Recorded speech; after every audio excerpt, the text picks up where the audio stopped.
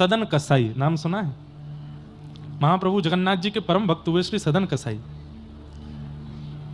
कसाई थे, मांस विक्रय करते थे, लेकिन तराजू में तोलने के लिए मांस को दूसरे पडले में जो भार रखा जाता, बाट रखा जाता, उसकी जगह कुछ पत्थर रखते और गलती से उनको पता नहीं था एक शालिग्राम भगवान थे और वो उनसे मांस तोलते थे। जब मांस तोलते थे तो शालिग्राम भगवान लुढ़कते थे दूसरी तरफ।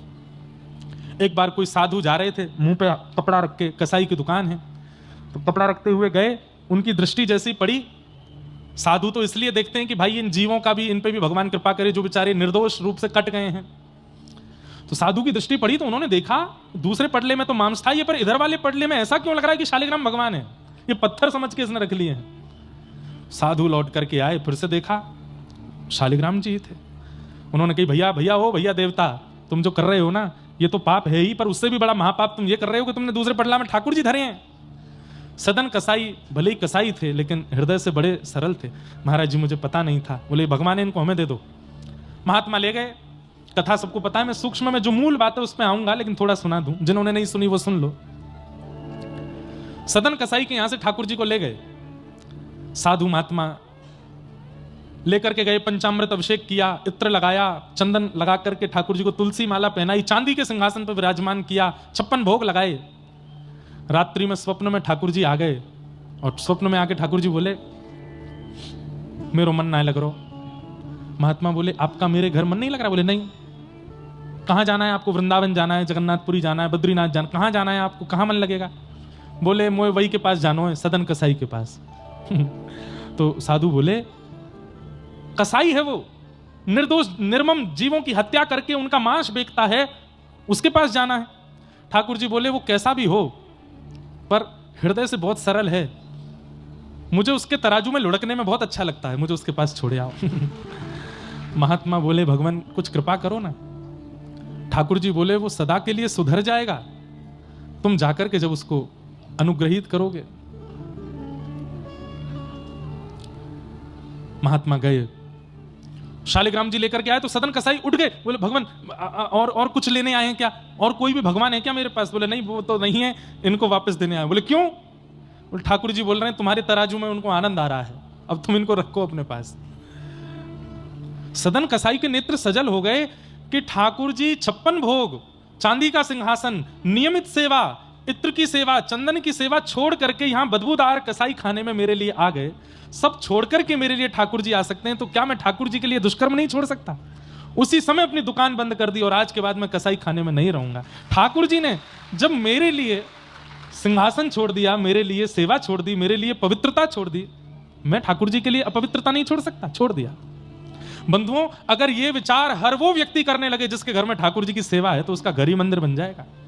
सोचिए आप सबके घर में जो ठाकुर जी विराजमान हैं, या तो वो अयोध्या से आए हैं, या तो वो वृंदावन से आए हैं, या तो वो जगन्नाथपुरी से आए हैं, या वो द्वारिका से आए हैं। एक बार विचार करो, ठाकुर जी मेरे लिए धाम छोड़ करके आ गए, मैं ठाकुर जी के लिए दूषित काम नहीं छोड़ सकता? मैं क्या ठाकुर जी के लिए अपने घर को पवित्र नहीं रख सकता?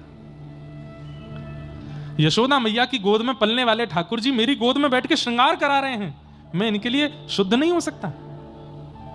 इतना विचार करने मात्र से ठाकुर जी की सेवा आपको प्राप्त हो जाएगी। तो सदन कसाई ने नियम ले लिया कि अब मैं जगन्नाथ जी का दर्शन करने जाऊंगा। तो अब मूल कथा जो हमको सुनानी थी कि ठाकुर जी सब जानते हैं, उनसे कुछ छुपा नहीं है। तो सदन कसाई जगन्नाथपुरी के लिए निकले। सुंदर रूप था उनका, सुंदर थे। एक नगर में पहुंचे तो वहां एक नगर पर एक मनचली एक रहती थी। विवाह उनका हो चुका था, लेकिन उनके मन किसी पे भी आ जाते थे। सदन कसाई को जब उन्होंने देखा तो इनके ऊपर उस स्त्री का मन आ गया। रात्रि का समय, सदन कसाई तो अपने मार्ग पे ही चद्दर सी लगा के सो गए। सुबह उठ के निकलना है, पुरी के मार्ग पे थे, पुरी जा रहे थे। बहुत ध्यान से सुनिएगा। उस स्त्री का इन पर मन आ गया। इनकी दृष्टि भी उस स्त्री पर पड़ी, तो इन्होंने तो दूर से उसको प्रणाम किया, सबको प्रणाम करते थे। तो उस स्त्री ने इनको कोई इशारा किया जिसको ये समझ नहीं पाए, और इशारे में उस स्त्री ने ऐसा कहा कि अगर तुम मुझे स्वीकार करो तो मैं अपने पति का वध करके तुम्हारे साथ आ जाऊंगी। ऐसा कुछ इशारा किया। लेकिन सदन कसाई तो बड़े भोले भाले, इन्होंने तो हाथ ही जोड़ के हाँ हाँ कर दी होगी कुछ, और उस स्त्री ने अपने पति का वध कर दिया। और वध करके आ गई इनके पास, बोले अब मुझे स्वीकार करो। सदन कसाई बोले मैया, माता, देवी, मैं तो ठाकुर जी से मिलने के लिए निकला हूं, संसार में फंसने के लिए नहीं आया हूं।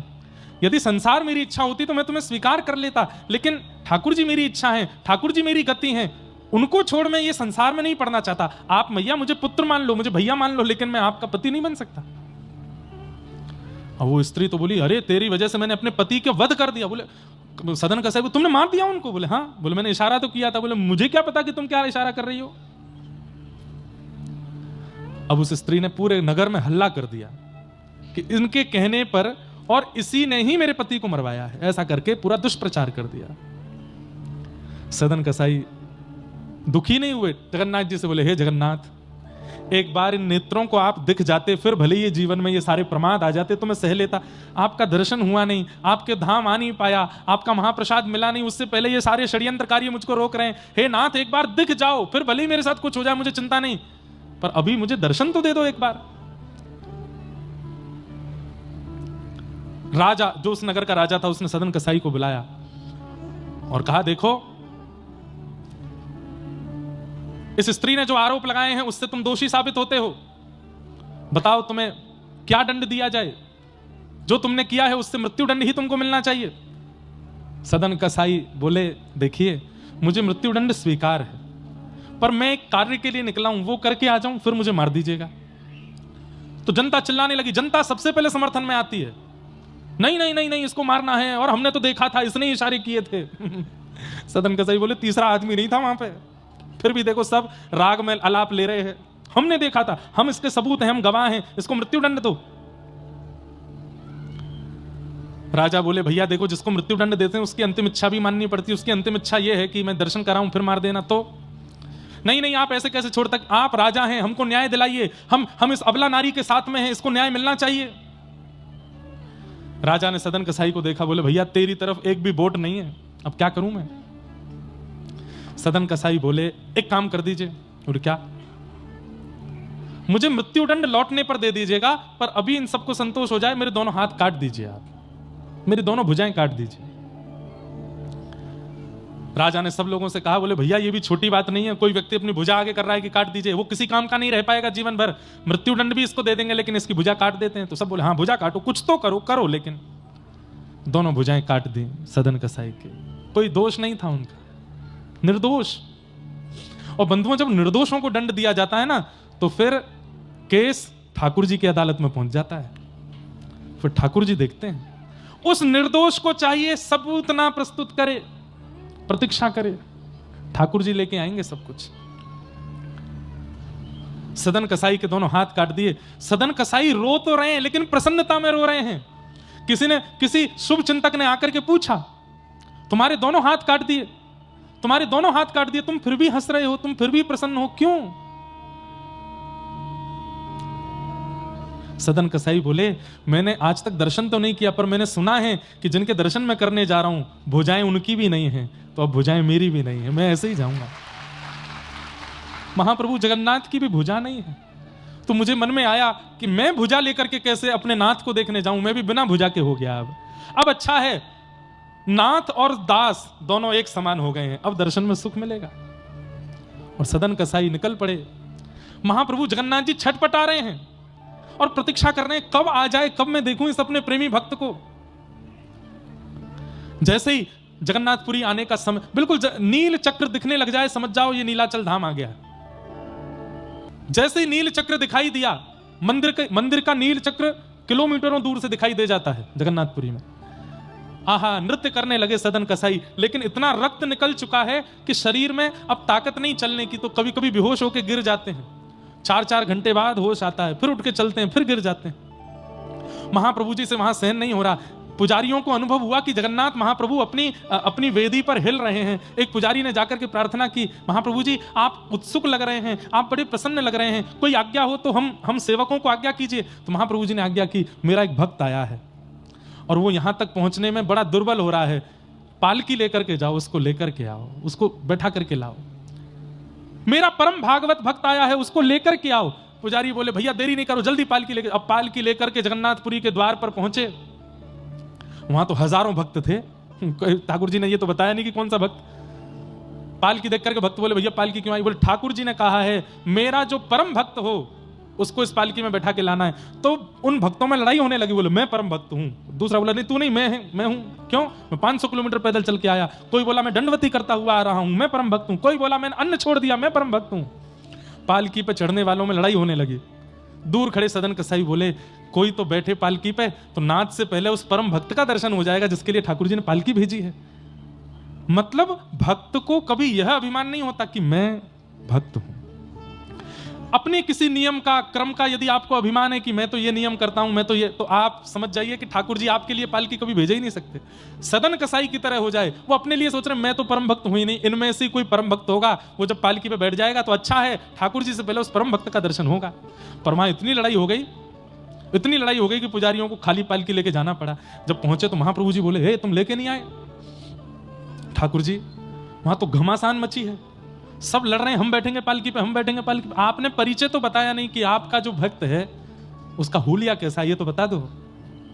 महाप्रभु जगन्नाथ जी के नेत्र सजल हो बोले जैसा मैं हूं वैसा ही वो है, उसकी भी भुजा नहीं है, वही है मेरा परम भक्त। जैसा मैं हूं वैसा ही मेरा वो परम भक्त है, उसको लेके आओ। पुजारी पालकी लेकर के गए और उन हजारों की भीड़ में सबसे दूर कोने में बैठे हैं सदन कसाई बिना हाथों के। पुजारियों के नेत्र में सजल हो गए, दौड़ करके गए, सदन कसाई को उठाने लगे। बोले बैठो पालकी में, तुम्हारे लिए पालकी भेजी है। सदन कसाई रो रहे हैं, आपने गलती की होगी, भूल हो गई होगी। अरे ठाकुर जी ने कोई नाम बताया होगा, पता बताया होगा, मैं नहीं हो सकता, मैं परम भक्त, मैं तो जीवन भर कसाई रहा हूं, कितने जीवों को मार मार के उनका मांस बेचा है मैंने, और अभी भी एक आरोप में बस कुछ दिन की बरी होकर के आया हूं, जाकर के मुझे मृत्युदंड मिलना है, मैं तो बहुत बड़ा आरोपी हूं, बहुत बड़ा पापी हूं, मैं इस पालकी का अधिकारी नहीं हो सकता। आप महाप्रभु जी से पूछ के आइए, दोबारा कोई और भक्त होगा। पुजारियों ने कहा ठाकुर जी ने नाम नहीं बताया, पता नहीं बताया, स्वरूप बताया, और स्वरूप में जैसे महाप्रभु जी हैं वैसे तुम हो, तुम्हारे लिए आ गया कि बैठो। जबरदस्ती बैठा करके लेके आए हैं। इतना प्रेम, इतना करुणा, इतना अनुग्रह तो सदन कसाई ने सोचा भी नहीं था कि महाप्रभु जी देंगे। जैसे ही महाप्रभु जी के द्वार पर आए, जगन्नाथ मंदिर के सिंह द्वार के भीतर ही पतित पावन भगवान का दर्शन होता है। पतित पावन भगवान को देख करके दंडवत किया पालकी से उतर के सदन कसाई ने।